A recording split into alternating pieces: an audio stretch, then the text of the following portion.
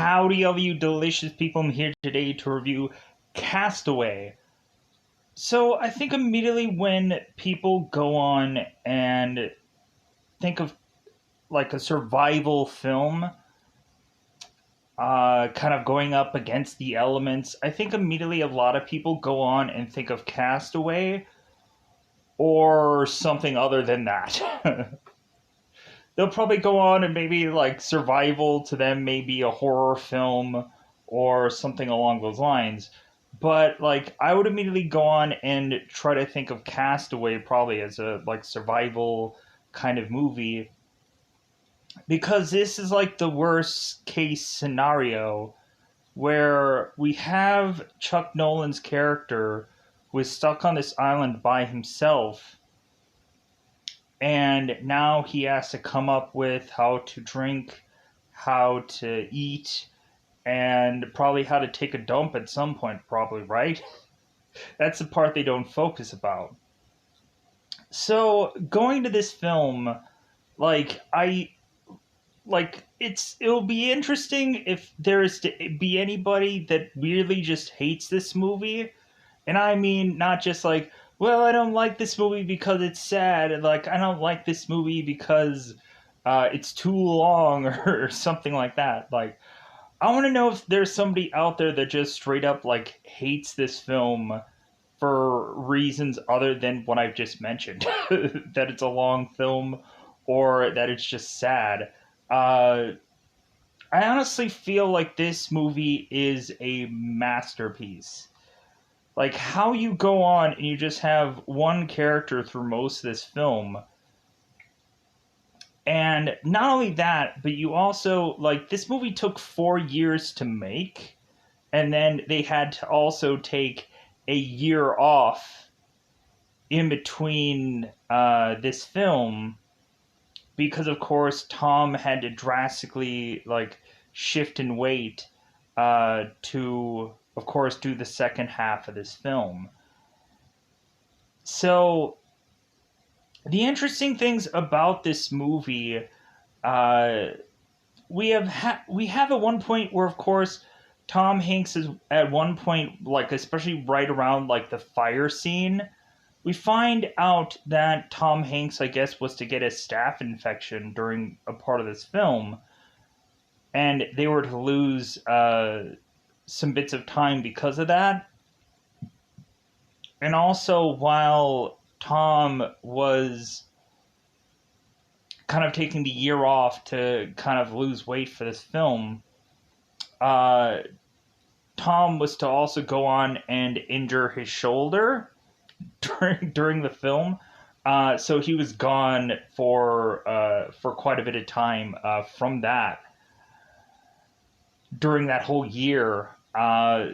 So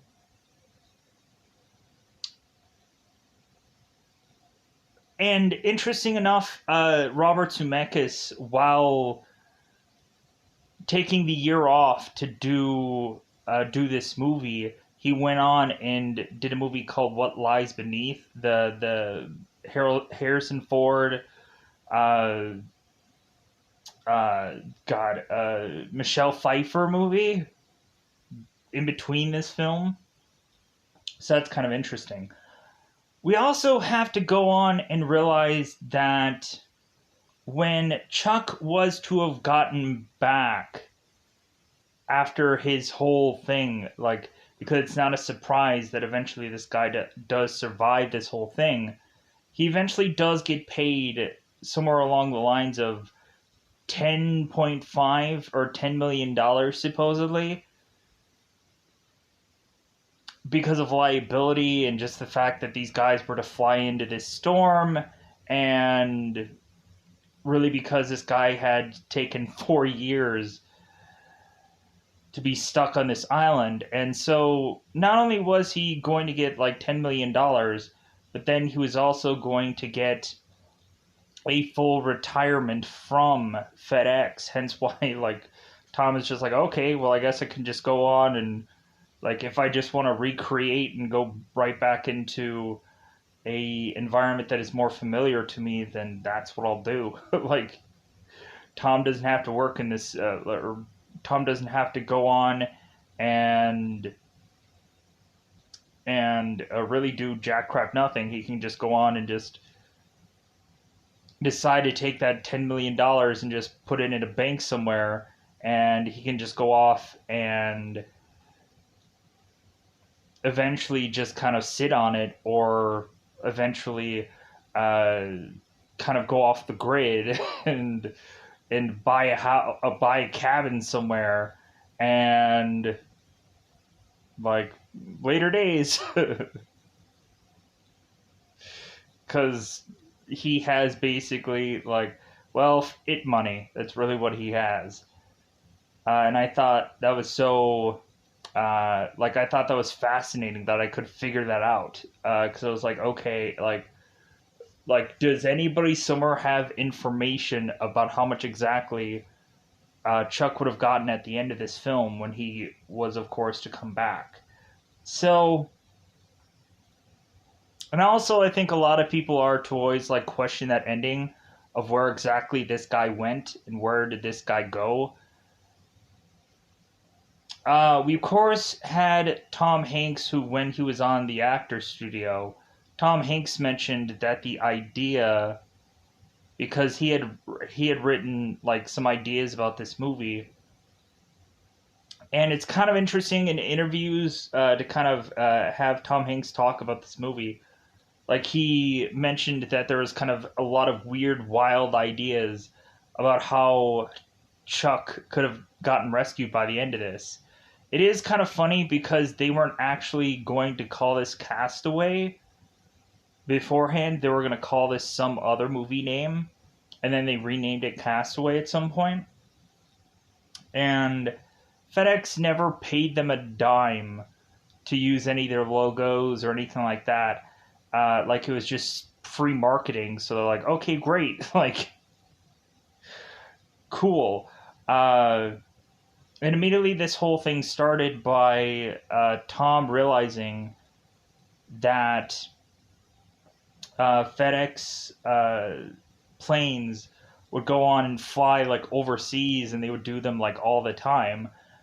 And Tom realized, he's just like, you know what, maybe there's a story in that somewhere. Like, maybe that's how we can go on and have this guy get lost.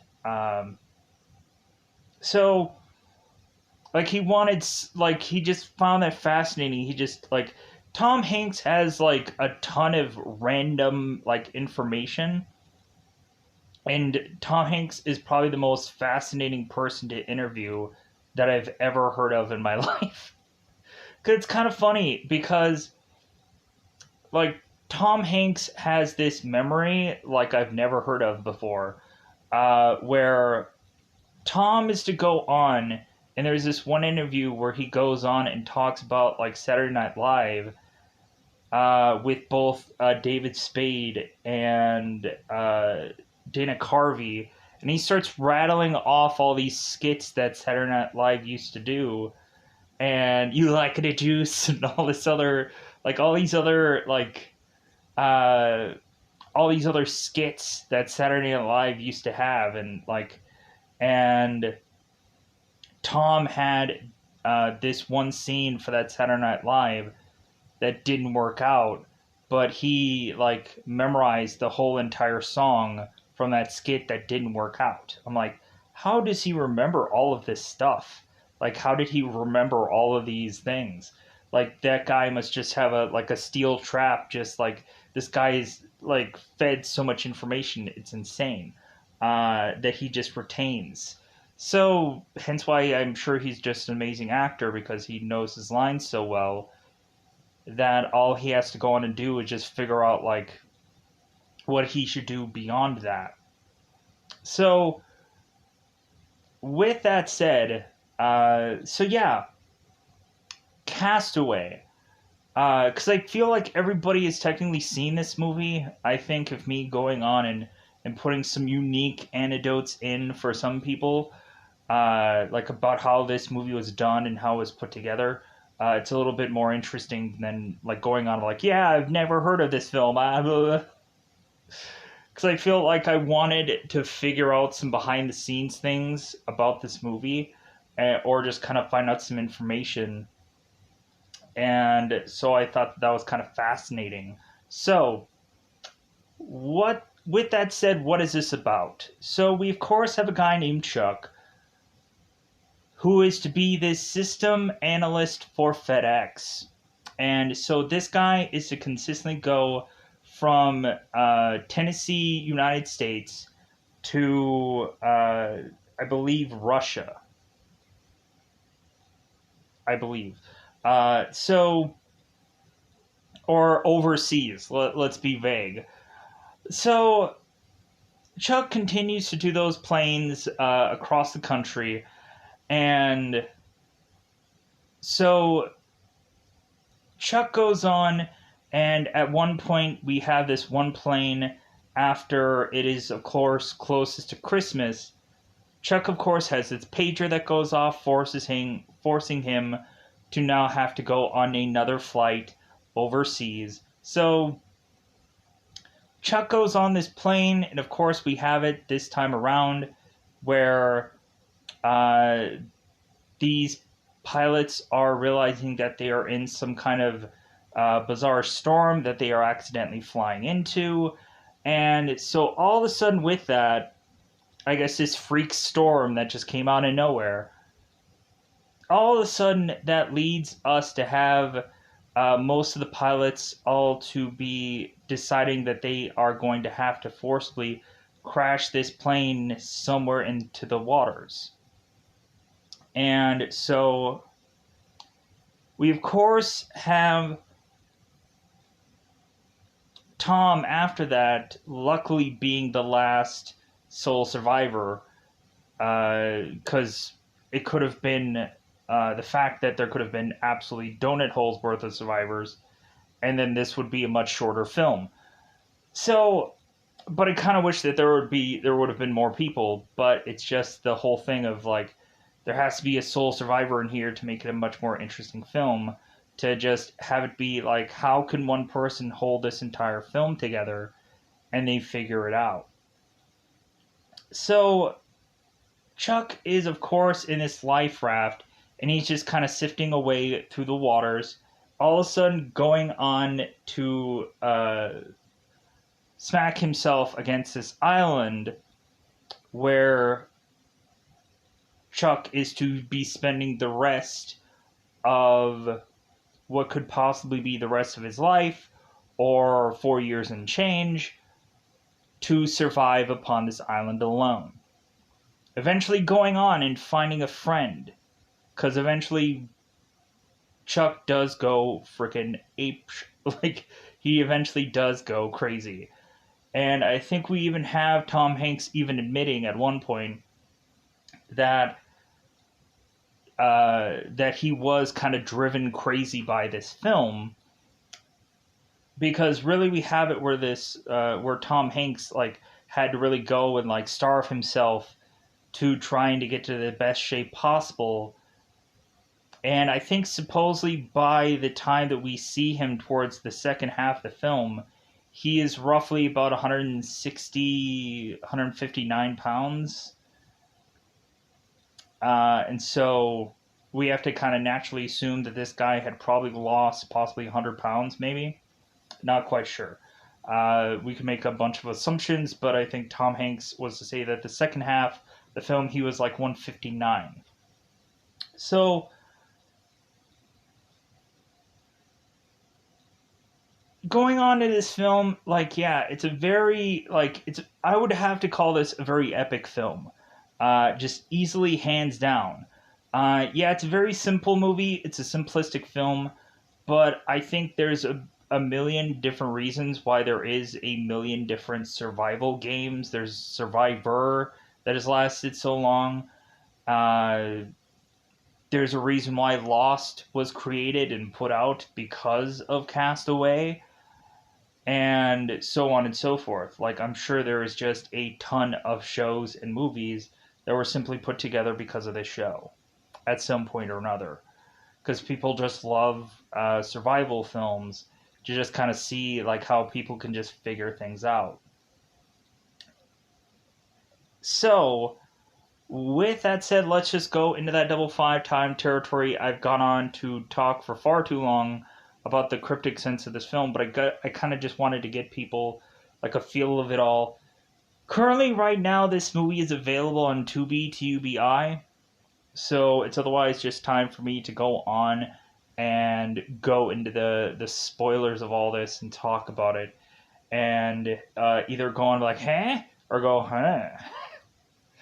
The one thing that I did kind of find out, though, and I'm kind of wondering what exactly Chuck did for this movie, is you can't actually drink salted water or salt water.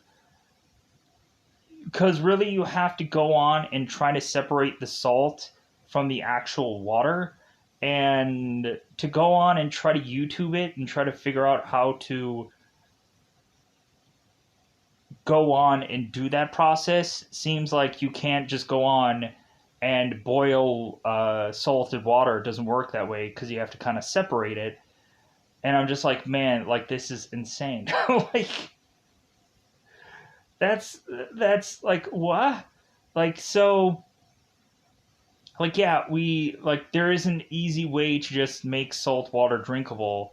So I'm just like, oh, so you'd have to just straight up like this guy is probably just surviving off of rainwater and rainwater alone. Like I guess if Chuck was to somehow construct like a number of like small wells, like kind of put all these bunches of rocks together and just make a water hole, like we could have this guy go on and just sift off of that for a number of years. Uh, but I can't help but think that like there's no way that this guy could just go on and consistently drink salt water. He would get like ill and sick and whatever. But it seems at some points you can kind of see that he's kind of siphoning off of uh, like parts where rain was to fall, or you can kind of see him kind of using like coconuts as water containers at some point. So, with that said, let's just go into that double five time territory. Let's just go into this thing that is ultimately to be called spoiler time. Spoiler time. It's about that time you spoil this movie. So, like I said, we have at the very beginning of this film, Chuck is to be a FedEx system analyst. And so this guy has to go into a FedEx company that isn't going all that great and try to see how they can improve. Because we have Chuck who's saying that the nemesis of these people is to, of course, be time, and that like like time is always against them, and like they can't do the sin of or commit the sin of being against time, or being less than ahead of time instead of behind it. So Chuck in the very beginning of this movie is to get this package, of course, from Memphis to the location that they're at. They're this Russian location. So Chuck gets uh, this box delivered by this kid, and Chuck goes on and gives him a Snickers bar and a CD player and a Elvis album, which I'm like, well, yeah, of course, that's probably what he would give somebody. So we have them, of course, going on and emptying out this truck, going and getting this kind of conveyor belt system to transition all these packages and everything like that to go out. All of a sudden, Chuck is to be talking to these people, and we have this translator that says this story about Chuck who was to go on and steal some bike for this kid so he can make all his package deliveries. And Chuck is just like, yeah. Like, I borrowed the bike from this kid. And so all of a sudden, Stan is to meet up with Chuck later on, and Stan is to say that the kid was like handicapped or crippled, and like he stole a bike from this handicapped kid, and Chuck is going like, "Oh man, I just love that story, and it's even better now that you like you changed it to some like handicapped kid that I stole a bike from." So so Chuck is going on and is hearing from one of the employees that one of these trucks cannot move somewhere. And so they're like, okay, we got to figure out what's going on with this truck. They go and find out where this truck is, and this truck is to get a boot. And so Chuck is like, yeah, like, so definitely we're not going anywhere. Because this guy is to park in a wrong location, and so on and so they go and they take everything from this truck and put it into another truck so that way they can make sure to get their delivery on time. So we of course now have Chuck calling Kelly, who at this point is his, who of course is his girlfriend, and so, and of course this is Helen Hunt's character. So Chuck, of course, is telling Kelly, it's like, man, I can't wait to be home. Like uh, I miss you. I miss you. I really want to kiss you. Like all this kind of nice little things here. So Chuck is telling Kelly, it's like, man, I can't wait to be home. And if anything, I also like, I had this kind of tooth that just like it really needs to come out. And so Chuck really needs to go and make a dentist appointment so he can go and see his doctor, who I guess is Dr. Spaulding. So that's nice.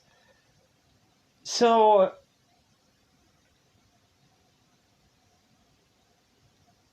Chuck goes on, and we transition Chuck and both Stan to go off because they're flying to, of course, make it back to America so they can go home and see their family for what is to possibly be Christmas. So we have both Chuck and we have both Stan going on to this plane, and so during this flight, we of course have it where Stan, of course, is to hear from one of these waitresses or like flight attendants, like of this weird kind of FedEx thing. So Stan is talking to this stewardess, let's just say, and she mentions like, "Hey, like I heard that Mary is sick. Like, yeah, uh, like when I go on and I fly over, I'm definitely gonna go on and see if I can see her." So Stan is mentioning like, well, yeah, like it sounds like things haven't exactly metastasized yet, whatever that word is. And so the girl kind of walks off. So after this flight is to, of course, be over, Chuck turns to Stan. It's just like, well, hey, like I have this one doctor that I know the phone number from that's in Atlanta that like he performs on like celebrities and like all of this stuff. So like if anything, like you can go on and find that doctor who's like an expert upon this, and maybe you guys can figure something out and you guys can beat this. I hope. Stan is like, thank you, Chuck, thank you, and Chuck's like, I'll get that number somewhere. So because both Stan and Chuck are really good friends. So Chuck, of course, is to make his way to find out exactly where Kelly is because he just misses her so badly. Chuck is making his way through where Kelly is to do her dissertation. I'm butchering words, I apologize, but I don't know the technical word of this. So, Kelly's doing her paper, going on and trying to be this Dr. Kelly Frears. But sadly enough, within the story, she never becomes that. So Chuck is realizing that Kelly is in the copying machine room. So Chuck, of course, opens this door and is kind of watching Kelly. Kelly all of a sudden pops right over, realizes that Chuck is there. They both hug it out. And then they start to dance. Because, of course, it's just like, I really missed you so badly. Let's just freaking dance right here. I don't care. Let's kind of use the the kind of the copier as some song that we both dance to. So we have both Chuck and Kelly who are to make it to some holiday dinner that I'm not quite sure whose family this is exactly. I'm assuming it's probably maybe a combination between both Chuck's and Kelly's. But I feel like this may more be Kelly's family. So both of them are going on and having this dinner together. And so immediately we have one person who, of course, is to ask Chuck, hey, when are you going to make an honest woman out of Kelly? And they're like, hey.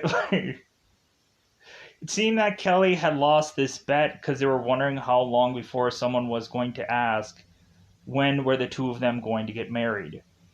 And so Chuck won the bet, supposedly before the pie came out, that someone was going to ask.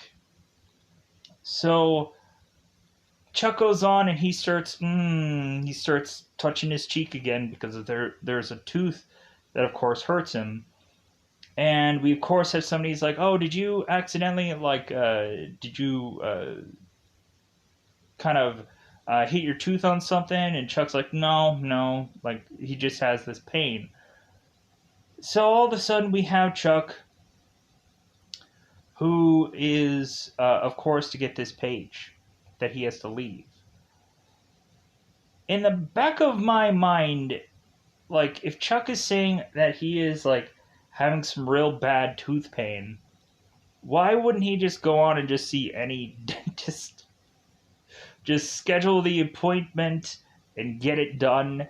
But like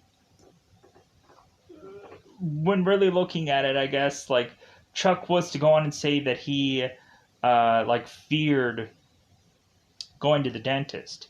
Like he just kept pulling it off or putting it off and putting it off and putting it off.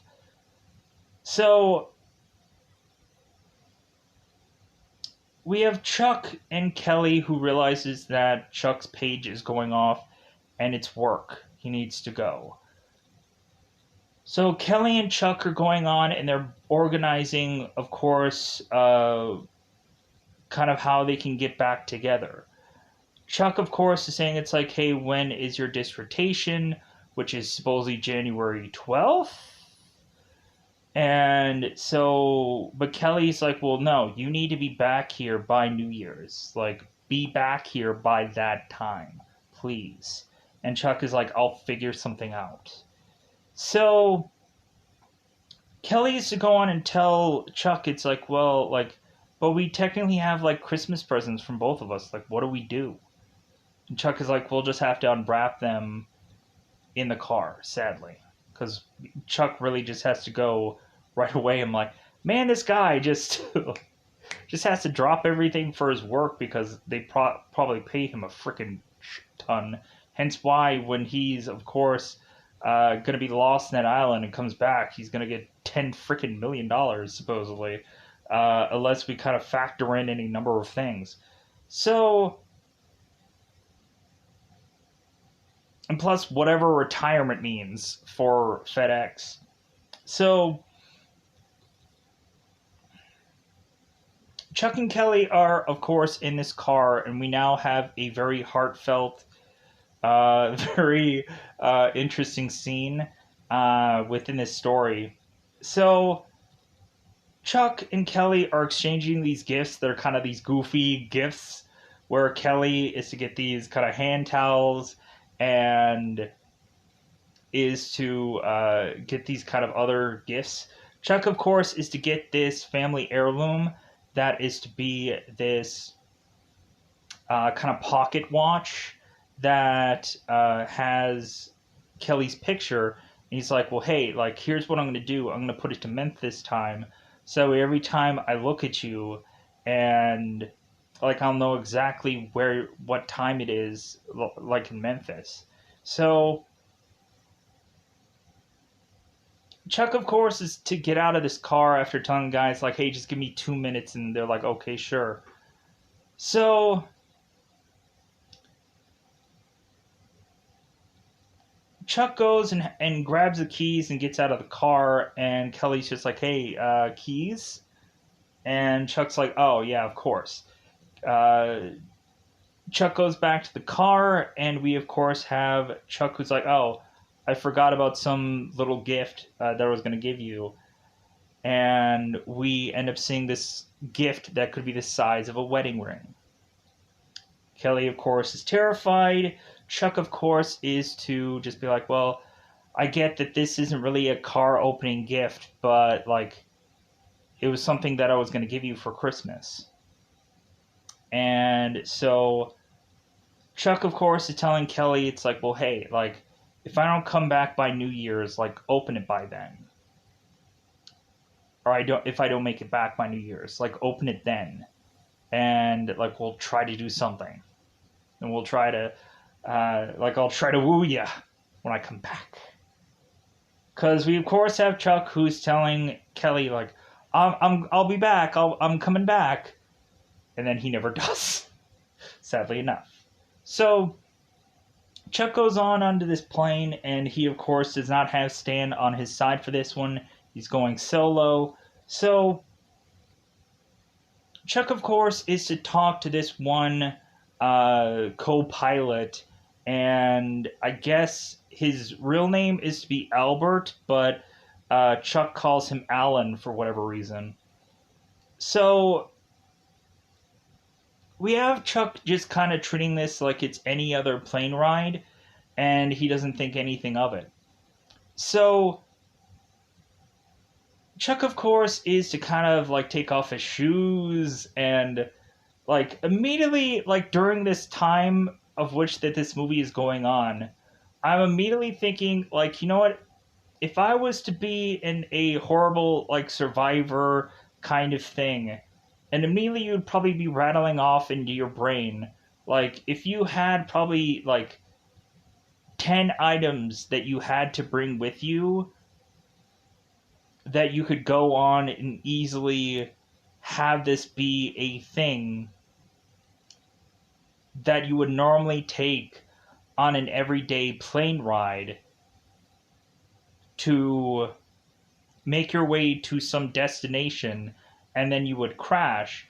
Like, what would be an everyday item that you would want to bring with you that eventually would be really a good thing to just like, oh, thank God that I brought this with me because now I'm in survival mode. And I think for me, I'd probably like, I would say probably rain gear, so you probably would never get pneumonia. But then you can go on and probably do a number of things with rain gear at some point. Um, and plus, also, like, rain gear probably wouldn't wear down as much as probably normal clothes. Like, kind of how we see where Chuck eventually is kind of like Tarzaning it up, like the later and later we get on into this movie, because like all of his clothes and all of his stuff just kind of wears down over time, and just eventually like Chuck no longer has these things on him, his clothes or anything like that. So, anyways, so yeah, if you had 10 things that you can only bring with you, what would they probably be? Let me know in the comments below what would be the 10 things. More than likely, I would probably rain gear, uh,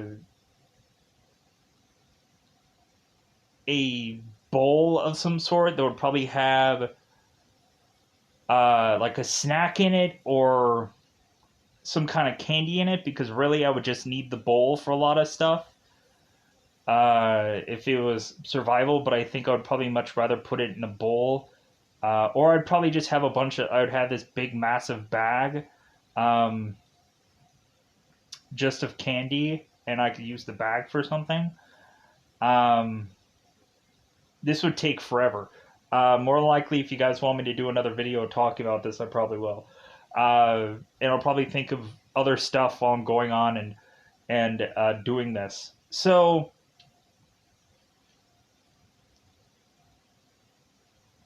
going on, we have Chuck, who of course is to realize that this plane is going down. It's in this horrible storm that just pops up. So Chuck goes on, and he is to be given, like, we have Albert, who is telling Chuck, it's like, hey, put on your life vest. And we, of course, have Chuck here, who kind of is to displace his life vest because he's going after uh, his little pocket watch that kind of gets out of his uh, grasp. So we have it where Albert is going on and like questioning what the heck that Chuck is doing, and as he's doing that, he crashes his head and is bleeding from his head, which I'm assuming is to lead to his possible death, or him getting unconscious and possibly drowning with a number of other people. So we of course have it where they crash. All of a sudden, the plane is to start to rip apart, I guess, possibly because of the depth of this water.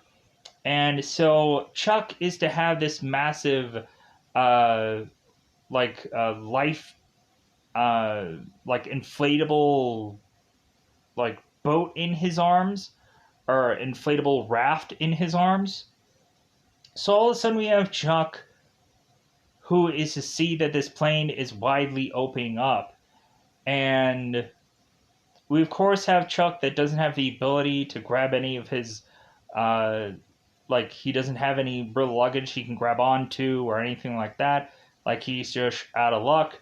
And this plane is kind of heavily falling to the point where he can't just go right back and just be like, oh, okay, let me pick and choose every once in a while to come back to this plane and go on and grab some items. Like, he can't do that. He's going to lose basically everything.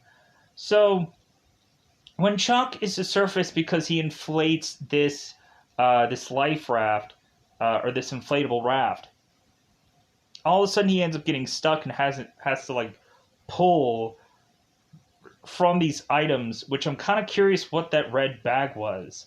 Like, was it possibly like a lot of good stuff that he probably could have used? And like, it's a possibility that that might have been like a decent number of items that could have suited him really well in this circumstance. But I guess it is what it is, sadly.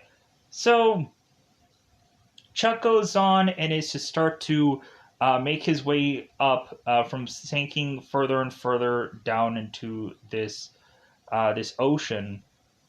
So Chuck makes his way back up to, of course, see this propeller that is going to explode at some moment, pushing Chuck to try and desperately figure out how he can get away from this, but it explodes anyways, and it pushes him further and further into some part of this ocean, where of course he is just gets so exhausted from all the stuff that he just had to try to survive from, that he, and plus also who knows if he even slept.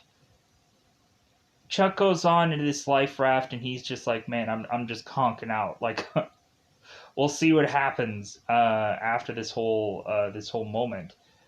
So Chuck bumps into this rock against this one island, and so we start to see that this life raft is to kind of deflate a little. So Chuck makes his way to this island, and so of course we consistently have it where Chuck is to hear these sounds, and like these little clunking kind of sounds, and he doesn't know what they are. Chuck goes on and he is to consistently like, anybody, hello, are you alive? Like, and he's not getting any answers. Like, maybe he could go on and find out that there's a million different swimsuit models that are all coming to his aid. Like, oh my god, you're the last man on this planet, on this island. Oh my god. And Chuck would be like, yeah, what? So, no. Maybe in Chuck's crazy hallucinating fantasy, maybe all of a sudden Chuck would eventually have some woman that is to maybe be Kelly that's just there on the island, because technically Chuck did say that Kelly was technically on the island with him. So Chuck goes on, and he, of course, is to at some point make this kind of inflatable raft kind of his tent a little bit, where he's kind of like fixing this to where he can kind of like sleep on it technically, to kind of make it. And I'm like, man, that's kind of a really like smart maneuver. And so, wouldn't it be interesting if they would have gone on and like had a bunch of like technical people like have all these kind of like things for Chuck to do, and it wouldn't have made sense to have like a common person be able to just manufacture all this stuff. Like, oh, Chuck conveniently comes up with a pot and pan for him to be able to all of a sudden have salt water transition into drinkable water. Like, I would just be like, really? Because you'd have to get a very specific kind of pan to be able to do that. And plus, you would need a very specific strategy. Like, if you go on and you Google how to make salt water drinkable, like, yeah, there's no like, you need technically a number of items that just don't quite make sense for you to have. Like, you'd need like a plastic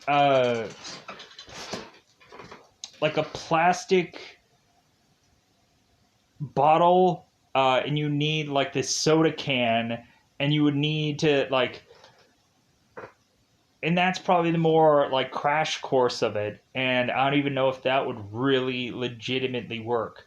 And then you just have to let it bake out in the sun, and by that time you'd be probably dead anyways, or you probably just would not probably get enough water. So we have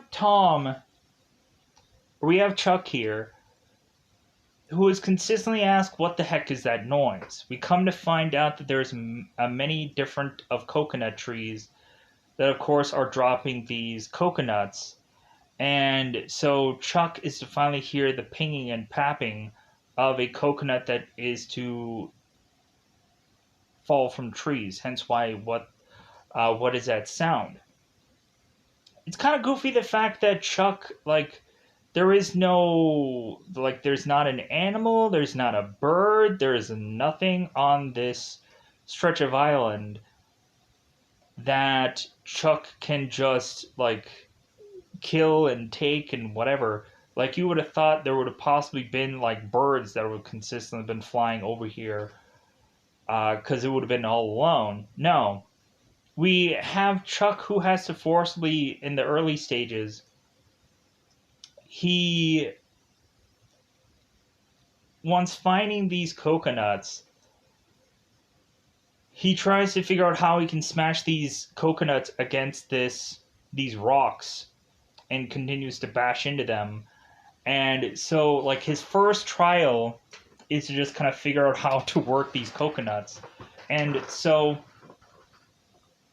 once he kind of peels off the first part of the coconut like an orange, he then crushes the other part of the coconut, and then realizes, like, oh, like, I just lost like most of this juice. So he starts drinking it.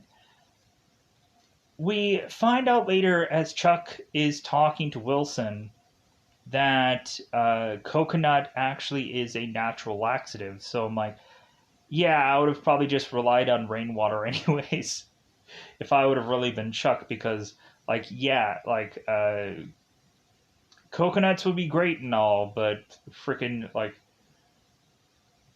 if it's just immediately just like devoiding your bowels anyways, then I don't know, like come up with a kind of a different kind of solution somehow.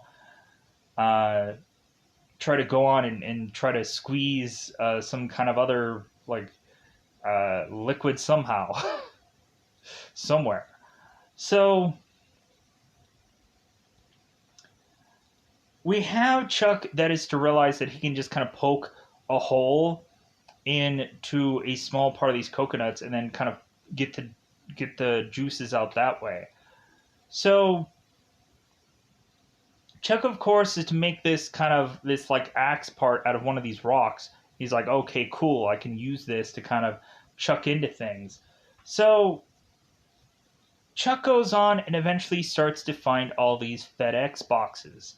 And so instead of going on and just immediately opening them up, he just collects all of them and stores them by his raft because he's like, well, maybe I won't be gone far too long, and maybe at some point, maybe I might be able to either deliver these boxes, or probably there might be some food in here that I can just go on and eat. And like, what?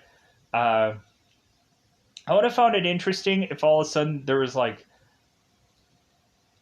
a bunch of things that could have like something as simple as a pan or like cookware could have really helped out Chuck throughout this film. Because we have a bunch of people who kind of order any kind of random things, and there's sometimes where the best stuff isn't exactly in certain locations. So yeah, like if you want certain items, you have to go to certain parts of the world to go and get them, especially if it's the best kind of item. So it would be interesting to have gotten like a pan or something like that. But Chuck ends up getting some stuff that he kind of turns around and kind of conveniently comes up with some source of being able to do a number of things, which I thought was really cool. So Chuck goes on, and he, of course, is to need to figure out how exactly he can go on and catch food. And so Chuck goes on and he's going into the water and he's kind of slowly but surely like trying to grab a fish and he can't do it. So Chuck finally decides that he's going to open all of the boxes and see what's inside of them. So we see ice skates. We, of course, see the famous volleyball that, of course, would be for some kid's birthday. And so Chuck is just like, okay, volleyball, I don't know what I'm going to do with this. Chuck is to open one box and is to see this dress that has what is going to be his future netting to start to catch fish. Which, okay, like that's a easy solution for Chuck to be able to go on and figure out what he can use that for. So Chuck also goes on and finds videotapes, like VHS videotapes. Hopefully, they're not for any kind of scandal or anything like that. Maybe they're not evidence for something. Really, when looking at it, Chuck's like, well, like, this is like 4 years of just waiting on all this stuff, whatever it was. So, we have Chuck who has all these things, and he has to come up with a way to use them all. So we have at one point where Chuck is to realize it's like, well, hey, I can use these skates to kind of sharpen certain items, and so Chuck uses the end of the skates to sharpen this stick to make a spear, and Chuck uses this spear to kind of stab into these crabs. So then Chuck can go and find this crab and break off a leg, and you're like, get something out of it. So and I'm kind of like I'm probably all over the place with this one, and I know like this isn't gonna be perfectly done like the movie, but there's several just events that are just kind of all at one point and whatever. So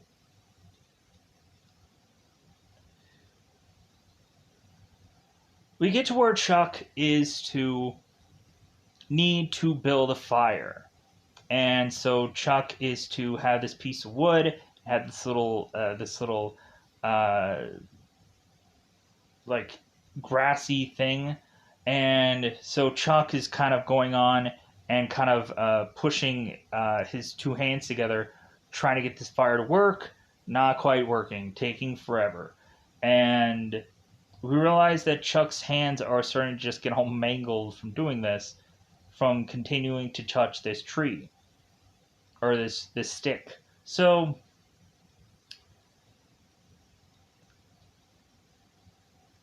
Chuck then goes on and is to realize that instead of kind of going and doing things this way, he could instead go and kind of push back and forth and start a thing that way instead. So Chuck starts going on and starts pushing back and forth to try to light this match, or to light this fire to start. All of a sudden, Chuck is to get stabbed with this stick, and so now Chuck is frustrated, chucks the stick, chucks all these items, kicks things, uh, has his bloody hand, and goes and touches his volleyball and chucks it away. So Chuck is just distraught, and so he's like, "No, like I gotta come back to this. I gotta do fire somehow." Because of course we don't have also the disappointment of the wind got or the air got to it. We got to go on and like keep figuring this out. Chuck all of a sudden is to see that this volleyball has this kind of facial handprint on it, and so Chuck starts like going on like starts customizing it and changing it. I know a lot of people like thumbnail. I actually do have a legitimate volleyball that has Wilson on it. And a lot of people are like, oh, that was photoshopped in. No, I actually have one. Because I worked at this one sports store for a brief time just because it was just, the store was going out of business. Like, I found just a better job that actually paid. Um, Compared to that, and plus also it was just like they were pushing me into some sales commission like position, and like I was just like I don't really want to do that. Like that's like I would rather do anything but that. So I decided to just like, you know what, like I'm gonna go back into this other retail store anyways. Give this a second time around.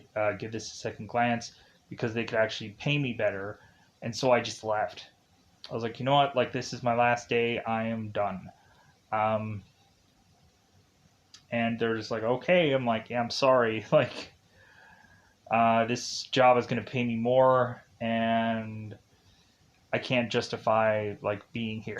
It's like, okay, all right. So, but luckily, like I when I went into the store, I realized that they had like a volleyball that had Wilson on it. I'm like, definitely buying this. And they're like, oh yeah, like you know that movie? I'm like, yeah, I know this film. I've seen it. So of course I buy like a volleyball that has something to tie into a movie, and not because it's like, oh, I want to do volleyball at some point. No, why? Uh, why do that? Anyways, so Chuck is to go on and adjust this volleyball to where he sees his face. It's like, I know you, kind of, or no, no, that's what he says the second time. The first time he's just like, oh, hey, all right. So we have Chuck who goes on and starts like doing this thing again with this fire, and Chuck turns to Wilson. He's like, you wouldn't happen to have a match now, would you? Wilson, of course, goes, no, I'm assessing or assuming. Supposedly, Tom was to say that he was actually getting fed lines of what technically Wilson was saying via the director or via somebody. So there was actually Tom Hanks was having somebody talk to him, so that way eventually uh, he could know when gap of time and so we did have somebody to talk to. So Chuck goes on and starts this fire, and then he has this big massive fire, and so he's so happy. He's like, I have made fire. Very caveman-ish. And we have him kind of using this one leaf, and he's like, oh no, it's a meteor shower, and all this stuff. We also had Chuck that was trying to put out a symbol for help. The first thing that he tries to do is he, with his feet, goes on and presses into the sand to have letters that say help. But then all of a sudden the tide gets to this sign and kind of washes it away. So Chuck then decides to go and get all these these tree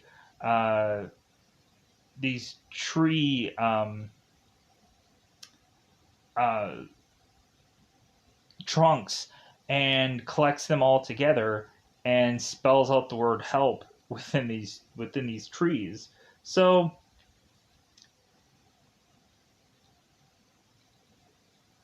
we then go on, and of course we have it where there is to really start to be some time passing slowly but surely, and hopefully by the early stage of this movie I've technically covered everything.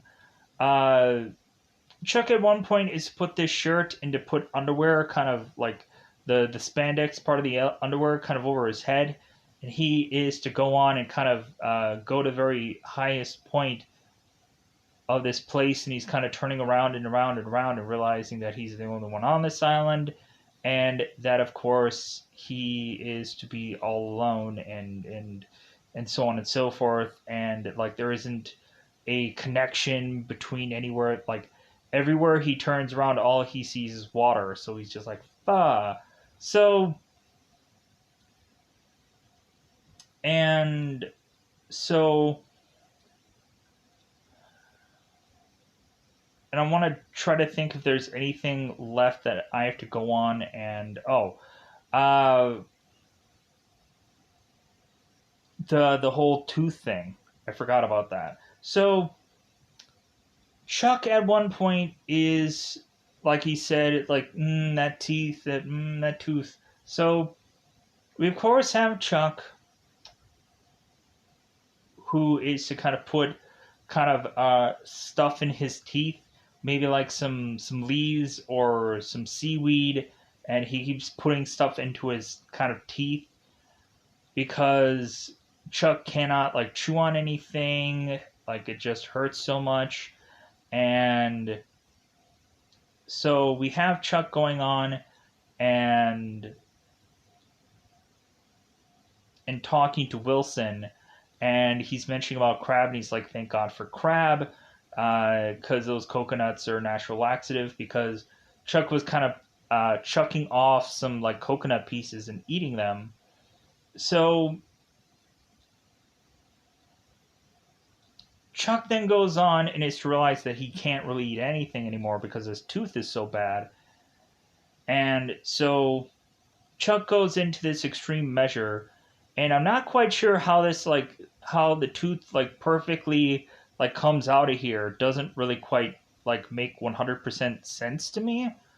But hey, there's got to be a way to just kind of get this tooth out. So Chuck goes on, and he is to put this ice skate kind of in his mouth, and he has this rock on the other side of it, and he's going phew, and then he spits the tooth out, goes on and falls over, mouth bleeding from the blood of tooth.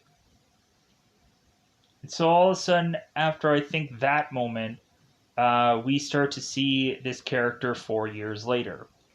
Way ridiculously more tanned, has this kind of like a very brownish abrasion, of course, upon his head, and 4 years have passed. To where this guy is, if he's kind of chucking spears, or if he's kind of stabbing crabs with spears, now he's going on and seeing exactly where a fish is in the water, and he's going on and chucking, and it lands perfectly to hit this fish.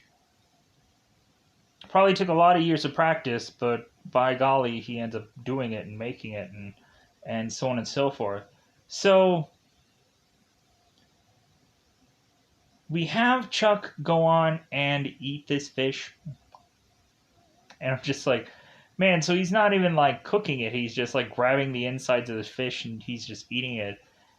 And some people may not know, because of course some people uh, will see kind of different kind of survival like things. Actually, some organs of some parts of some animals, because I watched this Against the Ice, where we find out that, like, I guess the liver of like a dog is to be poisonous. So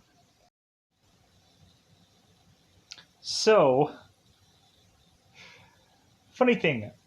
So the tablet battery for the tablet freaking died as I was like getting to the point where Chuck was all the way to talking to Kelly, and like I was like, oh my god, I'm almost done. Like I'm almost like we're almost clear, and the tablet dies because of battery, and I'm like, like. So I gotta go on through like from exactly 4 years later to now, like the finishing touches. So I'm sorry for how this is kind of out of place, but I think where the tail end of that one other video is, it'll be easy for me to kind of take from that. But hopefully there might be a number of scenes that I wanted to talk about from that other cut, but I may not know exactly where everything was. So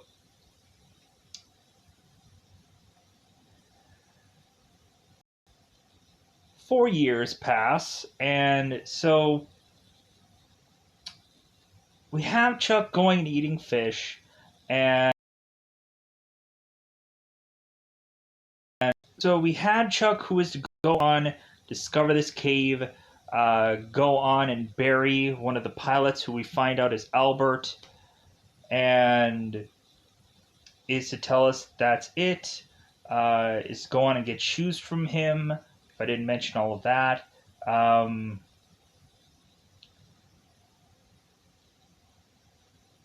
So Chuck is to all of a sudden realize that he is to go on and find this sale that has come in from Bakersfield.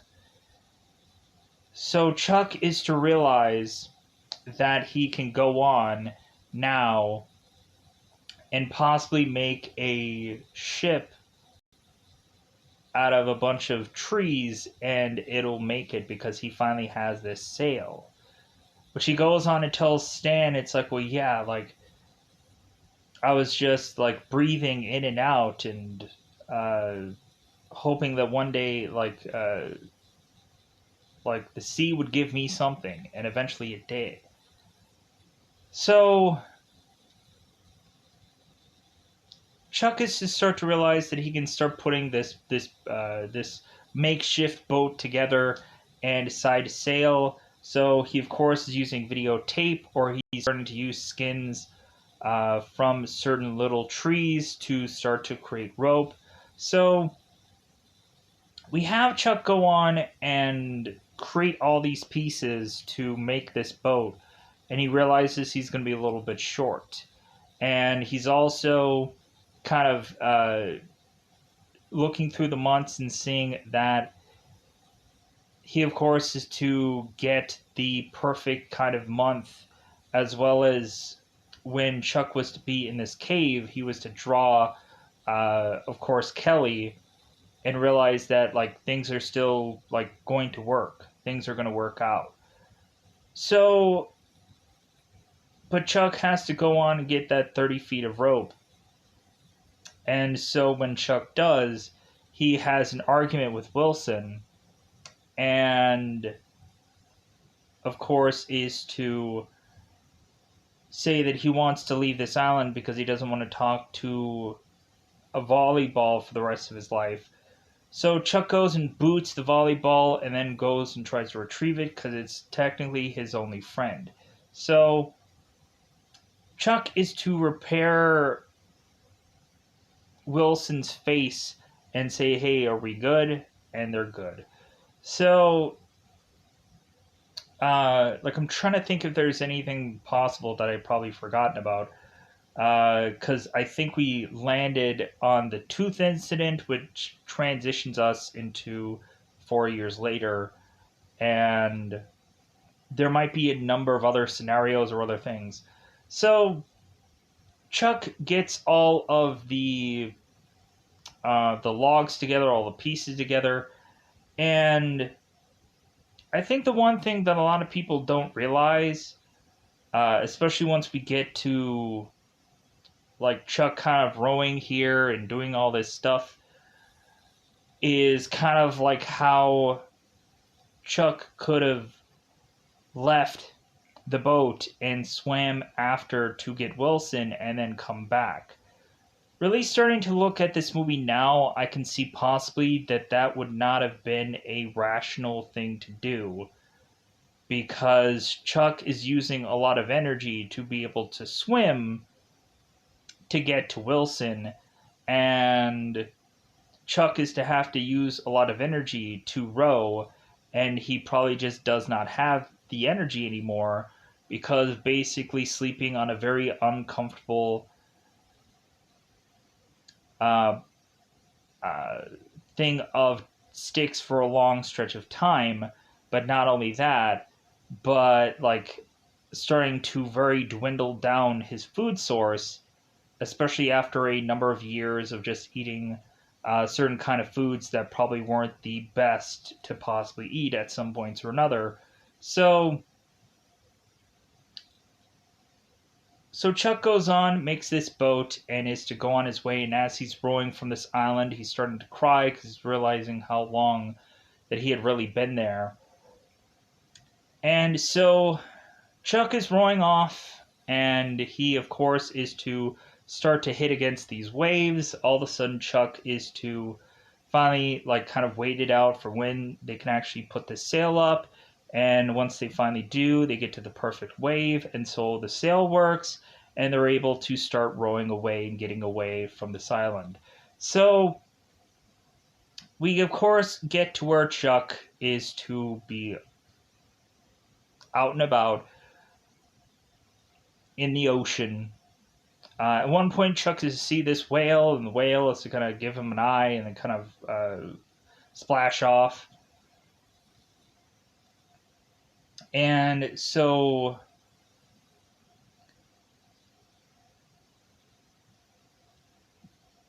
Chuck then goes on and is to lose Wilson, and so Chuck tries to go after and swim after Wilson, but he's so exhausted at this point, and also like he wants to keep his boat near him. And so there's a number of issues that kind of arise here to where Chuck just says, Wilson, Wilson, I'm sorry, and he lets him die off, and Chuck like is heartbroken by it and is to give up his rose to just go on and be like, no what, I'm just gonna just continue to just sift off, and wherever I go is wherever I go. What if he would have what if he would have like not gone like, plus also maybe like Chuck was thinking it's like, well, like I'm technically getting pushed into one direction where I'm technically wanting to go anyways. So like why bother to try to keep rowing? So Chuck all of a sudden is on this boat and he's just exhausted and tired. So all of a sudden we have this cargo ship that is kind of just floating by that all of a sudden is like, wah, wah. So this cargo ship is to pick up Chuck after he's like, Kelly, Kelly. They pick him up, and of course, we now see 4 weeks later that Chuck is on this FedEx ship, or FedEx plane, I mean, talking to Stan. Stan, of course, is to mention that they had buried Chuck, and Chuck is like, well, like, how could you have buried me? Like, what'd you put in the coffin? And they're saying cell phones, pagers, which I'm like, cell phones, that seems kind of weird. Certain albums, stuff like that. So Chuck is to realize after they buried Chuck, they also buried Mary. And Chuck tells Stan, it's like, well,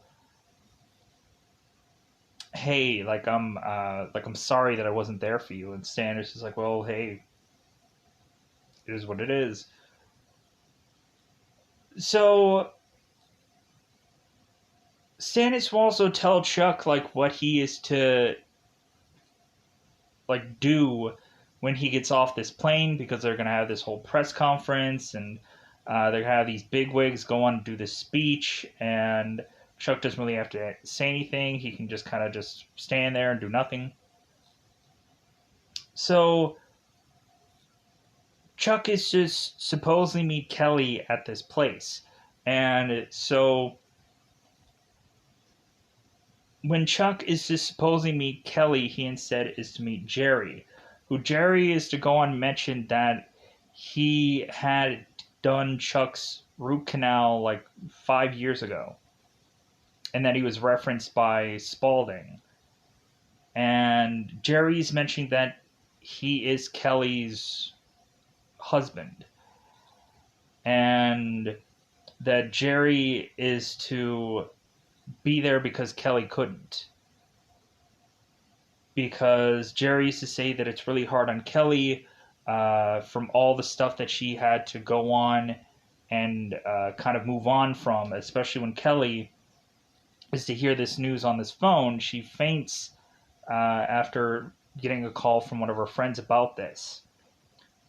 So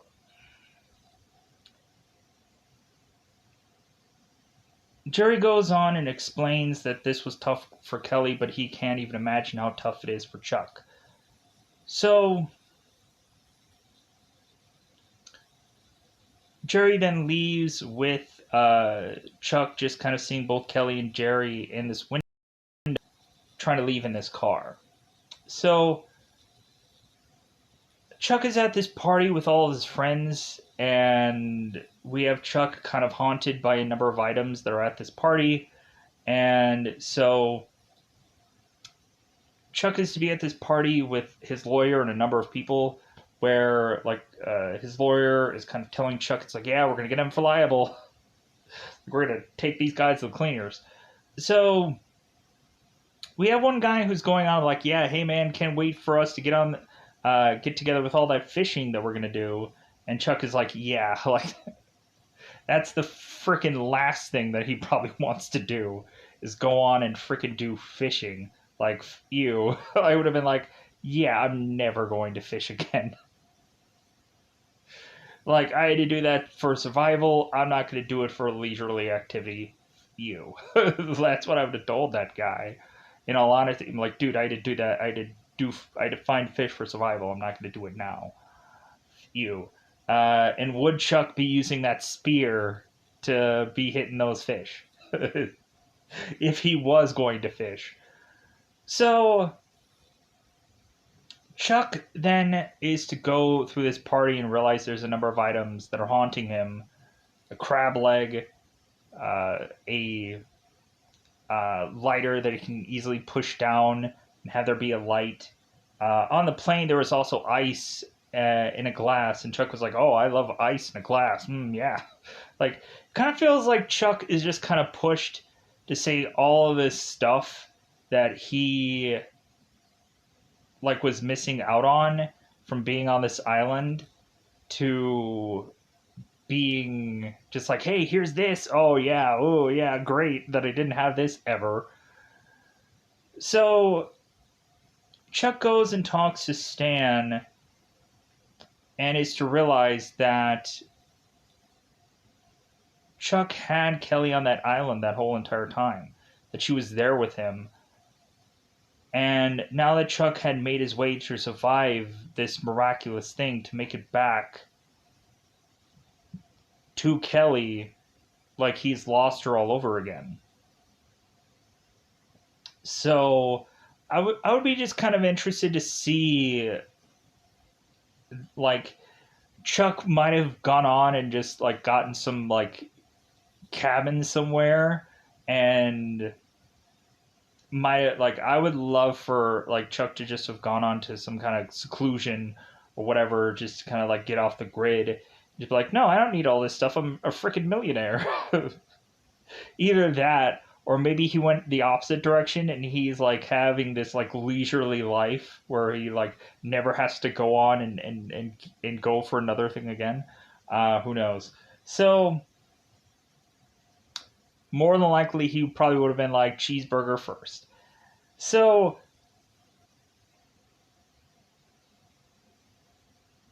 Chuck then goes on and is to go and meet with Kelly, and is to and I'm kind of worried because like this was the same spot where uh the thing died before, so I'm like, please just like let me go through this whole thing so I can finish this up. So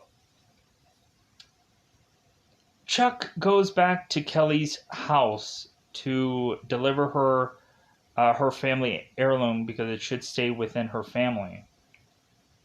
And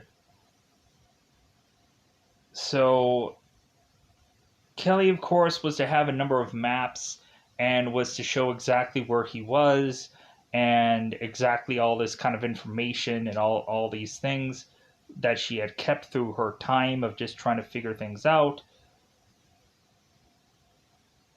And so Chuck is like, well, like, let me get one thing straight. Like, Tennessee now has a football team and they're in Nashville. And Kelly's like, well, yeah, like the Houston Oilers and all the Tennessee Titans. And so he's like, oh, okay, all right, cool. And Kelly's like, well, yeah, and like they ended up going to the Super Bowl and was to lose it by 1 yard, one lousy yard.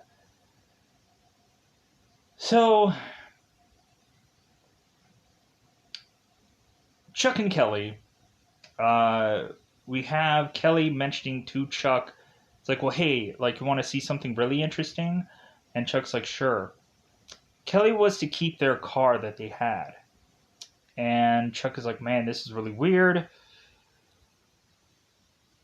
Kelly is to give Chuck these keys.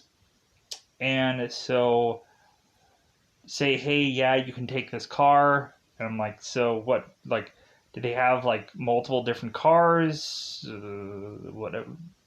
I'm just trying to like figure it out here. And Chuck is like, well, my taxi left, so it's nice to have this car anyways. Chuck gets in the car, and Kelly, of course, is to say, like, you said that you were going to come right back. And Chuck is like, I'm so sorry. So they kiss. Chuck goes off, and he drives away. And Kelly runs after him. They embrace. They kiss again. And so Chuck is like, you need to go home. So he brings her back home, and he drives off like a bat out of head. He's like, yeah, this.